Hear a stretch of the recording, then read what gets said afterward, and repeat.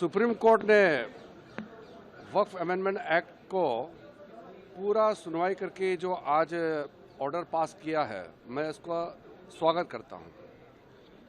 Supreme court को पूरा विषय का जानकारी है, बहुत विस्तार में पक्ष रखा।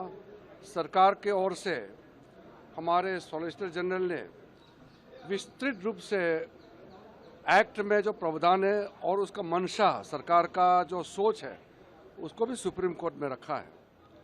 और मैं मानता हूं कि सुप्रीम कोर्ट का जो बेंच ने जो तय किया है, ये हमारा लोकतंत्र के लिए भी बहुत अच्छा शुभ संकेत है, क्योंकि कोई भी कानून जब पार्लियामेंट में बनता है और पार्लियामेंट में विस्तृत रिकॉर्ड चर्चा, आपको मालूम होगा वक्फ अमेंडमेंट बिल में जब चर्चा हुई थी लोकसभा राज्यसभा में, सबसे लंबी चर्चा भारत का संसद का इतिहास में, सबसे longest discussion ever, Lok Sabha Rajya Sabha सुबह तक इतना गहराई से चर्चा करने के बाद उसको खारिज नहीं कर सकता है। यही सुप्रीम कोर्ट ने आज मुहर लगाया है। और दूसरी बात यह है कि वक्फ अमेंडमेंट एक्ट में जो प्रावधान है वो संपूर्ण रूप से पूरे मुस्लिम कौम के लिए फायदा पहुंचाने वाला है।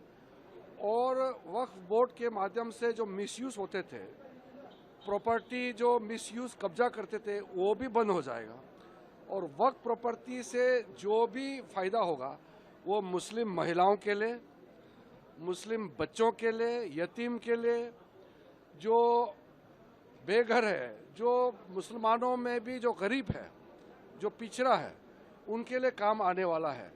इसलिए सुप्रीम कोर्ट के जजमेंट से मैं संतुष्ट हूं। और क्योंकि देश का सर्वोच्च न्यायालय है, सुप्रीम कोर्ट से जब कोई भी निर्णय आता है तो उसका प्रभाव होता है। और एक तरीके से पार्लियामेंट ऑफ इंडिया का जो डिसीजन है उसको कायम रखा।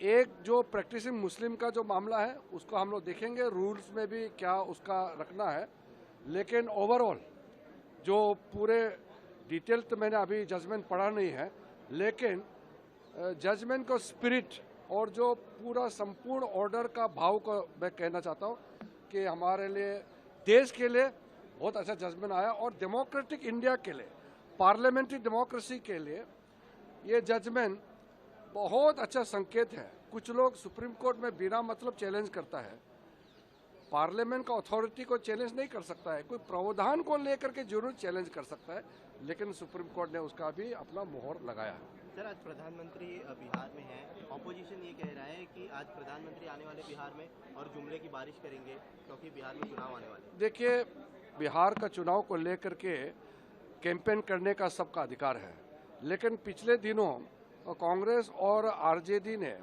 जो बहुत ही नीचे स्तर का राजनीति किया है, उससे हम लोग सब दुखी है। और विशेष करके प्रधानमंत्री जी को तो वो लोग कितने सालों से पर्सनल अटैक करते हैं, हमला करते हैं, गाली देते हैं, लेकिन प्रधानमंत्री जी के जो माता जी जो इस दुनिया में नहीं है, उसको लेकर के भी जो कांग्रेस और आरजेडी का हरकत है, उससे देश गुस्सा है।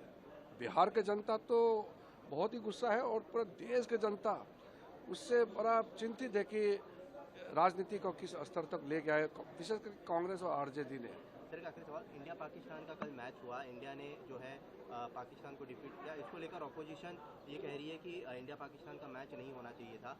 कई लोग ये भी आरोप लगा रहे कि मैच फिक्सिंग किया गया था इंडिया पाकिस्तान का। ये जो इसका सोच है अपोजिशन पार्टी का हर समय राजनीति करने का, वो ठीक नहीं है। और जहाँ तक ये जो क्रिकेट खेला है, ये पाकिस्तान इंडिया का बायलैटरल खेल नहीं है, एशिया कप है। उसमें अगर इंडिया नहीं खेलेंगे तो इंडिया ऐसे आउट हो जाएगा। और ओलंपिक्स, एशिया कप पाकिस्तान के लिए नहीं होता है, वो पूरा देशों के लिए होता है। पाकिस्तान का साथ तो भारत ने कोई मैच खेला ही नहीं है, कोई बायलैटरल पाकिस्तान में भी गया नहीं है, पाकिस्तान को अलग से बुलाया नहीं है।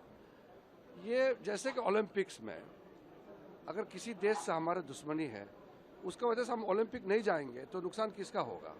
तो इसलिए इसको समझना है। सेंटीमेंट सही है, लेकिन सेंटीमेंट के पीछे जो एक रैशनल थिंकिंग होना चाहिए कि भारत अलग से कहाँ पाकिस्तान के साथ बायलैटरल मैच खेल रहा है। लेकिन Olympics, Asian games, Asian championship, world cup, Asia cup, इस तरह का जो टूर्नामेंट होता है वो बहुराष्ट्र होते हैं, वो मल्टीलेटरल होते हैं, सारा राष्ट्र मिलकर खेलते हैं उसमें।